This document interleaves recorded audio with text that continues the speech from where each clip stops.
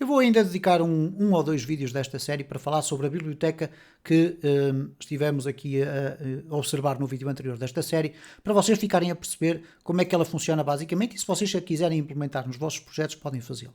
Mas com isto eu quero chamar a atenção para o assunto principal, que é a reutilização de código. Vocês criarem uma classe ou aproveitarem classes criadas por outros programadores que depois podem facilitar ou acelerar o processo de desenvolvimento. Neste caso, eu quero apenas mostrar-vos aqui novamente que esta classe está disponível para vocês fazerem download. Pode já não ser nesta versão que aqui está. Vocês usam o link do comentário fixado neste vídeo ou no vídeo anterior para fazerem o download deste fecheiro. Incluem-no no espaço que vocês quiserem dentro do vosso projeto e depois fazem aqui um include. Então, neste caso, voltando a recapitular, vocês só têm que fazer um require once. Vão colocar aqui, neste caso, libs/easypdo. Este easypdo, que foi o nome que eu lhe dei, tem um namespace, então eu vou colocar aqui, para o poder usar, eu vou dizer use easypdo/easypdo, que é o nome da classe. O namespace e o nome da classe. E a partir deste momento eu posso fazer a instanciação de um objeto. Neste caso eu vou aqui fazer gosto muito de utilizar o gestor, mas vocês podem colocar, por exemplo, base de dados é igual a new easypdo. Ok? Bom, como vocês podem observar aqui, esta classe não é uma classe já apenas muito superficial. Porquê? Porque reparem que ela tem até um array de opções. Isto é, vocês podem de facto configurar dentro do easypdo estes campos que aqui estão. Tradicionalmente serão estes três que aqui estão, vocês não vão mexer nos outros dois. Tradicionalmente serão estes três, onde vocês dizem qual é a base de dados. É a base de dados que eu criei no vídeo anterior desta série, o utilizador que tem acesso à base de dados e a sua respectiva password. Com estes dados incluídos aqui, vocês não necessitam sequer de mexer aqui dentro da classe easypdo. O que vocês podem necessitar fazer é o seguinte: se quiserem trabalhar com mais do que uma base de dados, vocês podem definir aqui no construtor do objeto, ou desta classe, vocês podem definir um conjunto de opções. Como é que estas opções são? Bom, estas opções são um override disto que aqui está. Basicamente, se nós formos analisar aqui o código e virmos aqui o construtor, ele pergunta o seguinte. Ele vai verificar se estão aqui definidos um array de opções, isto é, se existe uma chave dentro do options, que o options está vazio, mas se existir uma chave chamada dbhost, e reparem que tem exatamente os mesmos nomes que aqui estão. Neste caso, dbhost, dbname, dbusername, dbpass e dbchar, significa que estas informações que eu aqui coloquei podem ser ultrapassadas por aquelas que eu incluir aqui dentro. Então, neste caso, eu poderia fazer da seguinte forma, isto é, vou aqui buscar este código apenas como referência, ok? E eu posso fazer qualquer coisa deste género. Reparem, vamos aqui colocar isto desta forma. Vou aqui remover tudo isto. Vamos aqui colocar uns apóstrofos, ok? E vamos colocar isto assim desta forma. O que é que eu estou basicamente aqui a fazer? Se eu agora pegar nestes dados todos e os colocar aqui no construtor dentro daquele espaço, o que vai acontecer é que, mesmo que eu não coloque aqui rigorosamente nada, okay, e tenha a classe pronta para ser utilizada com qualquer base de dados, eu, ao definir aqui este conjunto de informações, estou na prática a dizer, olha, atenção, é para utilizar estas configurações para você aceder à base de dados. Vamos verificar se o sistema nos dá aqui algum erro. Vamos aqui refrescar. Não houve erro nenhum. Vamos aqui fazer um teste, pesquisar aqui os nossos clientes, os famosos clientes criados no vídeo anterior. Eu vou colocar aqui clientes, é igual a base de dados, select, e agora aqui a query, select, asterisco, from clientes.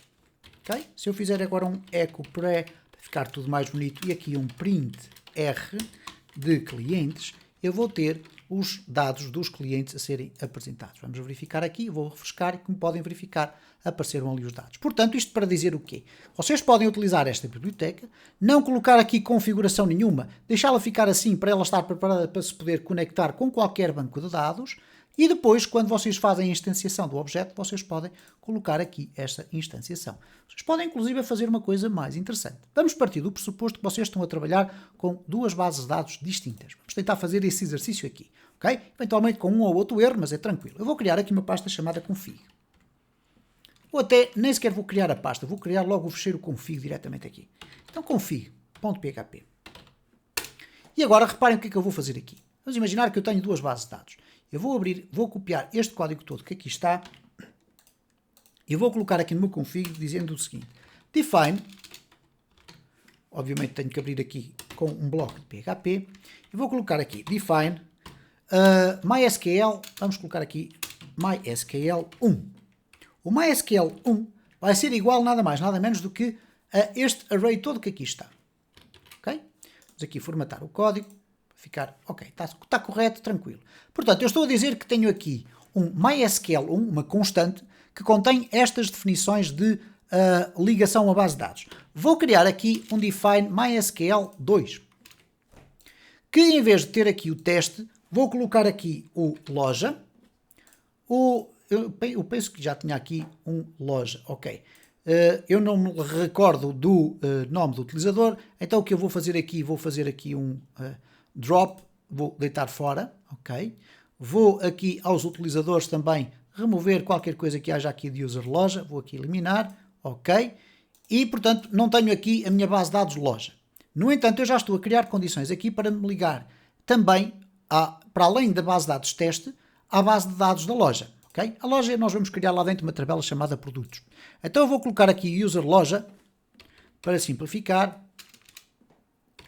e até vou criar aqui uma password, Ctrl+Shift+P, vamos aqui tentar procurar o generate, ok, não tem, então nós vamos colocar aqui uma password que depois nos vai ser dada pelo ADSQL.